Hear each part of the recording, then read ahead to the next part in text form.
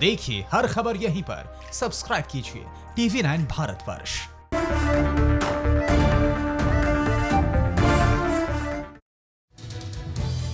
देश के बुलेटिन की शुरुआत कर रहे हैं इस वक्त की बड़ी खबर के साथ। विकास दुबे पर यूपी के एडीजी ने प्रेस कॉन्फ्रेंस की है और उन्होंने बताया है कि 50,000 का इनामी बदमाश अमर दुबे, जो कि विकास दुबे का राइट हैंड माना जाता था, अमर दुबे मारा गया है मुठभेड़ में। हाथरस में जो मुठभेड़ हुई उसमें मारा गया और साथ ही साथ इसके पास से कई हथियार बरामद हुए हैं, ऑटोमेटिक पिस्टल बरामद हुई है। इसके अलावा श्यामू वाजपेयी और संजू दुबे को गिरफ्तार किया गया है। इसके साथ ही साथ एक और मददगार विकास दुबे का, जिसका नाम है जहान यादव, उसको भी गिरफ्तार किया गया है। यानी अब तक 3 साथी विकास दुबे के यूपी पुलिस के हत्थे चढ़ चुके हैं और एक अमर दुबे, जो कि विकास दुबे का राइट हैंड माना जाता था, उसको मुठभेड़ में मारा जा चुका है। तो यूपी पुलिस के लिए मोस्ट वांटेड विकास दुबे अब नाक का सवाल बन चुका है। पुलिस की 50 टीमें फरार विकास की तलाश में लगी हैं। उधर विकास की खबर देने वाले के लिए पुलिस ने 5 लाख के इनाम का ऐलान कर दिया है। नाम विकास दुबे, इनाम 5 लाख, पहचान यूपी का सबसे बड़ा इनामी, कानपुर कांड का मुख्य आरोपी।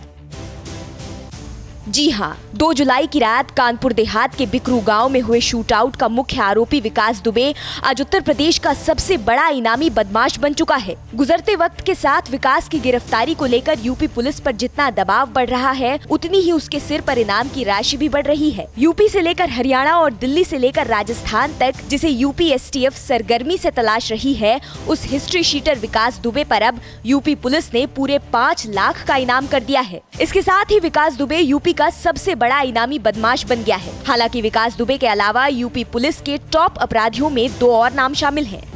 2 और 3 जुलाई की मध्य रात्रि में थाना चौबेपुर कानपुर नगर में जब पुलिस पार्टी एक केस के सिलसिले में दबिश देने गई थी, वहाँ पे पुलिस पार्टी पे अटैक करके स्थानीय गांव के लोगों ने, जिसमें कि विकास दुबे प्रमुख अभियुक्त था। ऐसे में यह अंदाजा लगाना मुश्किल नहीं है कि विकास की गिरफ्तारी यूपी पुलिस के लिए न सिर्फ उसका मिशन बन चुकी है, बल्कि उसकी गिरफ्तारी खाकी की आन बान और शान का सवाल बन चुकी है। यूपी पुलिस पहले ही कह चुकी है कि जब तक विकास दुबे को पकड़ नहीं लेगी, तब तक चैन से नहीं बैठेगी। और यूपी के 8 पुलिस वालों को शहीद करने वाले गैंग को अब एक एक कर मार गिराया जा रहा है। आज विकास के राइट हैंड अमर दुबे को हमीरपुर में मुठभेड़ में पुलिस ने मार गिराया। यूपी पुलिस ने विकास के गुर्गों की लिस्ट में जो पहला नाम लिखा था, उसी अभियुक्त को सबसे पहले मारा गया। जी हां, यूपी के मोस्ट वांटेड गैंगस्टर विकास दुबे का दाहिना हाथ अमर दुबे को एसटीएफ ने मार गिराया है। एनकाउंटर के बाद पुलिस ने बताया कि अमर ने पुलिस को देखते ही भागने की कोशिश की और एसटीएफ ने देखते ही गोली दाग दी। कानपुर कांड में 8 पुलिसकर्मियों को शहीद करने वालों में अमर दुबे का नाम सबसे पहले दर्ज किया गया था। घटना वाले दिन अमर ने छत से पुलिसकर्मियों पर फायरिंग की थी। खास बात यह है कि एनकाउंटर में विकास दुबे गैंग के 2 लोग भी पकड़े गए हैं। खास बात यह है कि अमर दुबे विकास के लिए हथियार जुटाने का काम करता था। अमर दुबे पर पुलिस ने 25,000 रुपए का इनाम घोषित कर रखा था। औरैया में अमर की लावारिस कार बरामद की गई थी। अमर दुबे हमीरपुर के मौधा इलाके में अपने किसी रिश्तेदार के घर पनाह लेने गया था। इससे पहले उसने हरियाणा के फरीदाबाद में शरण ली थी। एसटीएफ को अमर दुबे के एक मूवमेंट की जानकारी थी और इसी जानकारी के आधार पर पुलिस ने घेराबंदी की थी।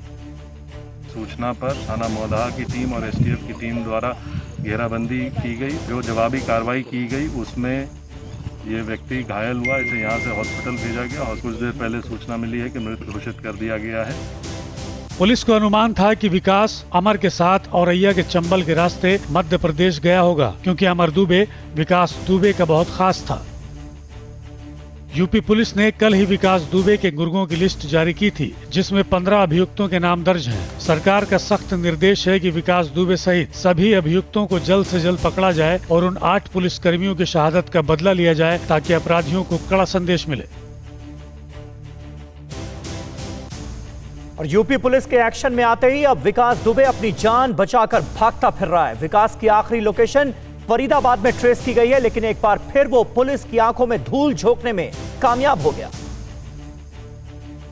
उत्तर प्रदेश के 8 पुलिसकर्मियों के बर्बर हत्यारे विकास और उसके गुर्गे पुलिस के दबाव में अब भागते फिर रहे हैं। हिस्ट्री शीटर विकास की आखिरी लोकेशन फरीदाबाद में बताई गई है। खबर है कि विकास मध्य प्रदेश के शहडोल में भी हो सकता है और वो हमीरपुर में भी हो सकता है, जहां उसका दाहिना हाथ अमर दुबे आज ही मारा गया है। विकास का आखिरी लोकेशन फरीदाबाद के एक होटल में पाया गया। होटल के सीसीटीवी में जो तस्वीर कैद हुई है उससे जाहिर हो रहा है विकास यहीं कहीं छिपा है। ये सीसीटीवी फुटेज खुद हरियाणा पुलिस ने जारी किया है। विकास इसी होटल में ठहरा था।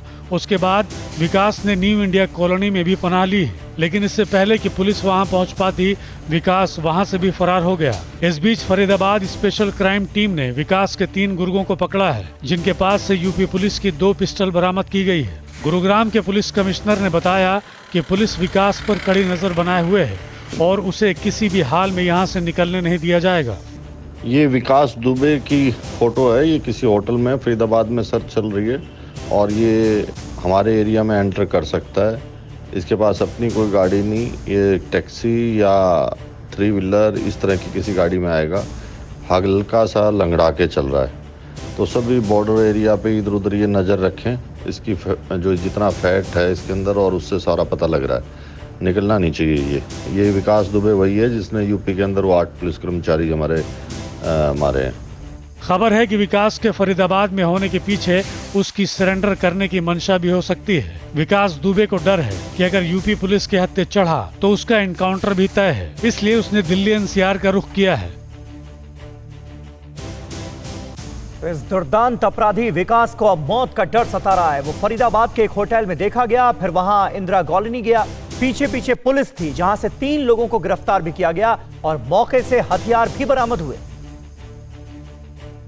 विकास दुबे की तलाश में पूरे देश भर में पुलिस दबिश दे रही है। इस बीच फरीदाबाद पुलिस को भी कल सूचना मिली थी कि विकास इस वक्त फरीदाबाद के न्यू इंदिरा कॉम्प्लेक्स इलाके में हो सकता है, लिहाजा पुलिस की एक टीम बनाई गई और पुलिस की टीम जब मौके पर पहुंची तो इस घर के अंदर जो 2 लोग अंदर मौजूद थे उन्होंने पुलिस पर हमला किया, फायरिंग की, जिसके बाद जवाबी कार्रवाई करते हुए पुलिस ने 2 युवकों को हिरासत में लिया और पूछताछ के बाद ये पता चला कि दोनों ही आरोपी विकास के बेहद ही करीबी हैं और वो विकास यहाँ पर इनके संपर्क में लगातार इनके संपर्क में था ताकि वो अपने लोकेशंस बदलता रहे। कुल 4 हथियार बरामद किए गए हैं, 3 लोगों को गिरफ्तार किया गया है। फरीदाबाद के बड़कर इलाके के होटल पे जब पुलिस पहुंची थी, पुलिस के पहुंचने से पहले ही ये बताया जा रहा है कि विकास दुबे यहाँ से निकल गया था।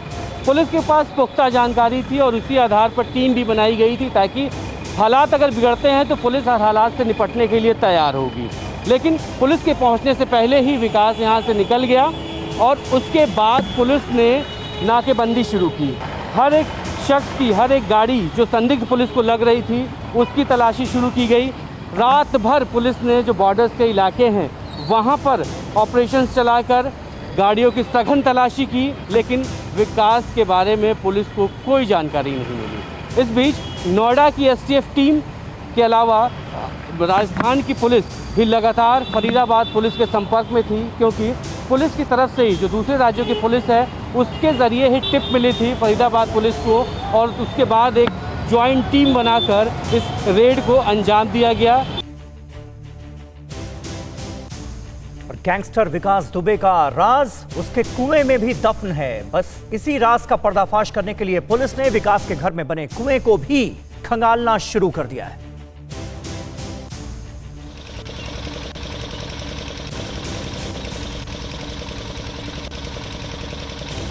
मोस्ट वांटेड विकास दुबे की तलाश में जुटी यूपी पुलिस के लिए विकास के घर के बाहर ये कुआं काफी महत्वपूर्ण है। यूपी पुलिस की टीम आज एक बार फिर विकास दुबे के घर पहुंची और एसटीएफ के साथ मिलकर विकास के घर के आसपास जॉइंट ऑपरेशन शुरू कर दिया गया। विकास दुबे के घर के पास बने कुएं और तालाबों की छानबीन करवाई गई। विकास के घर के पास बने इस कुएं पर अब पुलिस की खास नजर है और पुलिस ने इस कुएं का पानी बाहर निकलवाने का काम शुरू कर दिया है। बताया जा रहा है कि गैंगस्टर विकास दुबे अपने घर से भागते वक्त अपने हथियार इसी कुएं में फेंक कर गया था। विकास के कुएं से खुलेंगे पुलिस के नरसंहार के राज। बिकरू गांव का ये कुआं कई मायनों में है खास। इस कुएं पर विकास दुबे का नाम दर्ज है। कुएं से पानी के लिए विकास की इजाजत लेनी पड़ती थी। 10 साल पहले तक लोग विकास से पूछकर पानी पीते थे। बिना पूछे पानी पीने वालों को मिलती थी कठोर सजा। पुलिसकर्मियों को मारने के बाद कुआं फिर सुर्खियों में है। कुएं में विकास के हथियार और सबूत होने का शक है। पुलिस कुएं के पानी को बाहर निकलवा रही है। इससे पहले भी विकास दुबे के घर में सर्च ऑपरेशन के बाद पुलिस को भारी मात्रा में हथियार और कारतूस मिले थे। पुलिस को विकास के घर से नकली पहचान पत्र, अलग अलग सियासी दलों के झंडे और वायरलेस सेट भी मिले थे। कानपुर के मोस्ट वांटेड विकास की तलाश में एसटीएफ के अलावा पुलिस की 40 टीमें लगी हैं, जिनमें करीब 900 पुलिसकर्मी शामिल हैं। इतनी बड़ी तलाश अब से पहले शायद ही किसी गैंगस्टर की हुई हो, लेकिन विकास दुबे यूपी पुलिस की रडार से बाहर है। उम्मीद है कि जल्द ही पुलिस की मुहिम कामयाब होगी और विकास दुबे पुलिस के शिकंजे में आएगा। और विकास दुबे के करीबियों पर उत्तर प्रदेश पुलिस का ताबड़तोड़ एक्शन जारी है। अमर दुबे के बाद कैसे कसी विकास के साथी श्यामू वाजपेयी और गनर बब्बन शुक्ला पर नकेल, 100 सेकंड की इस रिपोर्ट में देखिए। हमीरपुर में विकास के करीबी अमर दुबे के एनकाउंटर के बाद पुलिस ने कानपुर में श्यामू वाजपेयी को एनकाउंटर के बाद धर दबोचा है। श्यामू कहाँ तुम मुठभेड़ के समय थे? उस समय जब रात में फायरिंग हो रही थी तुम कहाँ थे? तुम कहाँ पर थे उस समय? घर में थे। आज तुमको पुलिस ने कहाँ से पकड़ा है? और भी क्या डॉक्टर? तो सुना आपने, कानून का शिकंजा कसते ही इस कुख्यात अपराधी के सुर भी बदल गए हैं। कल तक विकास दुबे के इशारे पर जराइम की दुनिया में कोहराम मचाने वाला श्यामू वाजपेयी आज अपनी बेगुनाही की दलील दे रहा है। चौबेपुर पुलिस से मुठभेड़ में घायल होने के बाद 25,000 के इस इनामी बदमाश को हाईलाइट अस्पताल में भर्ती करवाया गया है। श्यामू की दलील है कि वो 2 जुलाई की रात कानपुर देहात के बिकरू गाँव में हुए शूटआउट के दौरान मौजूद नहीं था। खैर जो भी हो, धीरे धीरे विकास के पूरे गैंग पर अब पुलिस का शिकंजा कसता जा रहा है। कानपुर इनकाउंटर के मोस्ट वांटेड हिस्ट्री शीटर विकास के गनर बब्बन शुक्ला को भगाने वाले 3 रिश्तेदारों को भी पुलिस ने पकड़ा है। खुलासा हुआ है कि 2 दिन पहले विकास का गनर बब्बन शुक्ला अपने रिश्तेदार के घर आया था। कल्याणपुर के भावपुर में रहता है बब्बन शुक्ला का रिश्तेदार। बब्बन शुक्ला को पुलिस की घेराबंदी की खबर मिल गई थी। अपने रिश्तेदार की मदद से कटरी के रास्ते फरार हो गया था बब्बन शुक्ला। बब्बन को भगाने में मदद करने की बात रिश्तेदार ने कबूल की है। पूछताछ के आधार पर यूपी पुलिस को बब्बन के गंगा कटरी, फतेहपुर और उन्नाव की सीमा पर छिपे होने की आशंका है। लिहाजा पुलिस अब इस इलाके के करीब दर्जन भर गाँव में तलाशी अभियान शुरू कर चुकी है। पुलिस का दावा है कि बब्बन पर शिकंजा कसते ही विकास दुबे की गिरबां तक आसानी से पहुंचा जा सकता है। बब्बन विकास का बेहद करीबी माना जाता है।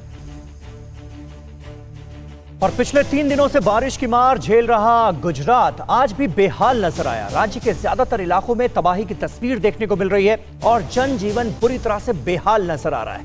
देखिए रिपोर्ट। देश भर में मॉनसून ने दस्तक दे दी है और इसी दस्तक के साथ कई राज्यों में कोहराम ने भी दस्तक दे दी है। मूसलाधार बारिश का सबसे खतरनाक असर गुजरात में दिख रहा है, जहां आम जिंदगी बेहाल है, लोग बेघर हो रहे हैं। इंसान के साथ साथ कुदरत ने जानवरों पर भी कहर बरपा दिया है। लोगों के घरों से लेकर दुकान तक पानी ने जोरदार हमला किया है, क्योंकि गुजरात में पिछले 3 दिनों से लगातार बारिश हो रही है। देवभूमि द्वारका का हाल सबसे बुरा है। पिछले 3 दिनों में द्वारका में औसतन 25 इंच बारिश दर्ज की गई है। यही वजह है कि द्वारका के सभी 14 डैम में पानी उफान पर है और सभी डैम खतरे के निशान से ऊपर बह रहे हैं। हालात सिर्फ द्वारका की नहीं खराब है, बल्कि सौराष्ट्र, जामनगर, जूनागढ़, पोरबंदर, राजकोट के हालात भी बिगड़ चुके हैं। जामनगर के जमजोधपुर में 171 मिलीमीटर बारिश दर्ज की गई है। भारी बारिश के कारण गुजरात के सौराष्ट्र में निचले इलाकों में रहने वाले 1000 से ज्यादा लोगों को पिछले 2 दिनों में सुरक्षित स्थानों पर पहुंचाया गया है। भारी बारिश की वजह से जामनगर के कई रिहायशी इलाकों में पानी भर चुका है और आम जनजीवन पटरी से उतर चुका है। गुजरात की सभी नदियां उफान पर हैं, जिससे गांव में बाढ़ जैसे हालात बन गए हैं। जामनगर, द्वारका और पोरबंदर जिलों के निचले इलाकों में रहने वाले लोगों को भी सुरक्षित जगहों पर भेजा गया है।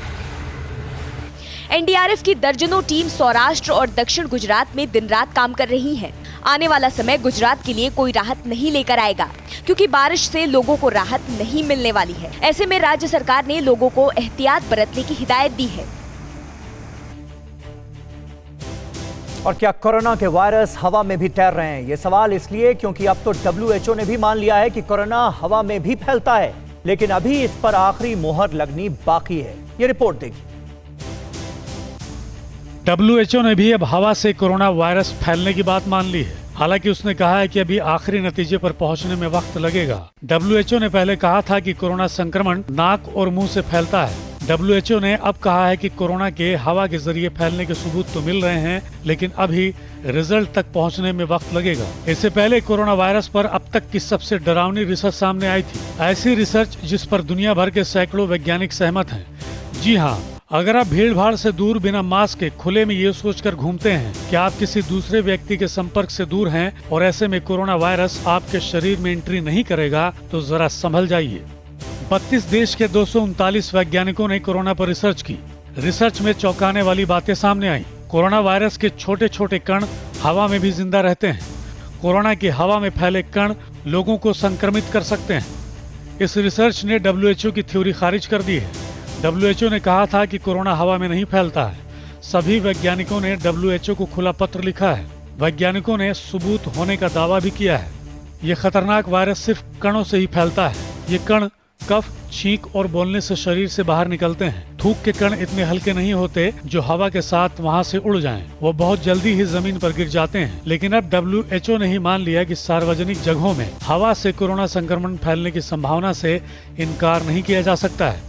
खासकर ऐसी जगहों पर जहां काफी भीड़ हो, या फिर कोई जगह बंद हो, या ऐसी जगह जहां हवा ठीक से न आ रही हो न जा रही हो। और अगर आगे भी जांच के नतीजे में इसकी पुष्टि हो गई तो फिर दुनिया भर के लोगों को और सावधानी बरतनी होगी। और वहीं दिल्ली में कोरोना के बढ़ते मामलों में कमी आ रही है। रिकवरी रेट पहले से बेहतर हुआ है, लेकिन फिर भी पूरे देश में कोरोना के मामलों में कोई कमी नहीं आ रही। देखिए ये पूरी रिपोर्ट।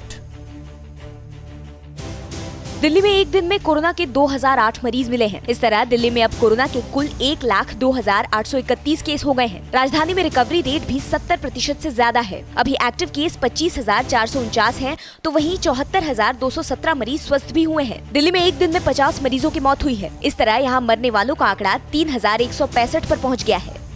देश में कोरोना संक्रमण के मामले लगातार बढ़ रहे हैं। 7,42,417 कोरोना संक्रमित मरीज अब तक हो चुके हैं। अगर पिछले 24 घंटों की बात करें तो पिछले 24 घंटों में 22,752 कोरोना के नए मरीज हुए हैं, जबकि पिछले 24 घंटों में 442 मरीजों की मौत हुई है। एक तरफ अगर हम पॉजिटिविटी रेट की बात करें तो पॉजिटिविटी रेट जो है 8.66 है और रिकवरी रेट जो है 61.53 है। पॉजिटिव रेट जो है कल की तुलना में आज कुछ अलग है। मसलन कल अगर पॉजिटिव रेट की बात करें तो कल 9 कुछ था पॉजिटिव रेट, जो घट कर आज 8.66 रह गए हैं। अगर दूसरे राज्यों की बात करें तो तकरीबन 92% डेथ ऐसे हैं जो देश के 10 राज्यों में हो रहे हैं, जिनमें महाराष्ट्र, दिल्ली, तमिलनाडु जैसे राज्य शामिल हैं। इसके अतिरिक्त अगर हम सैंपल्स की बात करें तो सैंपल चेकिंग जो है वो आंकड़ा 1 करोड़ से ऊपर तक जो है छू चुका है। देश के कुछ राज्य ऐसे हैं जिसमें संक्रमण अभी भी तेज़ी से फैल रहा है, लेकिन कुछ राज्य ऐसे हैं जहां संक्रमण एक स्थिर स्तर पर है। बावजूद इसके संक्रमित मरीजों की संख्या लगातार बढ़ती जा रही है। सरकार के लिए राहत भरी खबर सिर्फ ये है कि पॉजिटिविटी रेट बढ़ रही है और बार बार सरकार क्लिनिकल मैनेजमेंट पे काम कर रही है ताकि संक्रमित मरीजों में होने वाली मौत की संख्या को कम किया जा सके। और देश के सबसे प्रतिष्ठित अस्पताल एम्स से जो खबर आई है वो डराने वाली है। यहाँ अलग अलग धर्म के 2 मृतकों के शव की अदला बदली कर दी गई, जिसमें एक का अंतिम संस्कार भी हो गया। देखिए लापरवाही की दास्तान सुनाती है रिपोर्ट।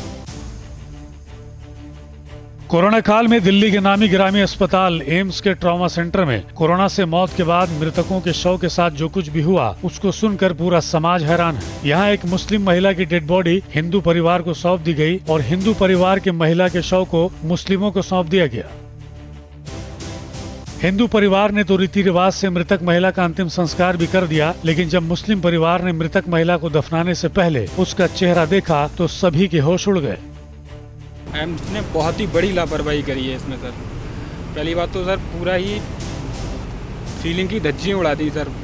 कोई दूसरी कम्युनिटी की महिला थी उसे जो है सर इन्होंने जला दिया, और जो है जो कुसुम लता थी सर उनका पता ही नहीं है, उन्हें गड्ढे में फेंका है, इन्होंने क्या करा है उनकी ना ही फैमिली को इन्फॉर्म करा है।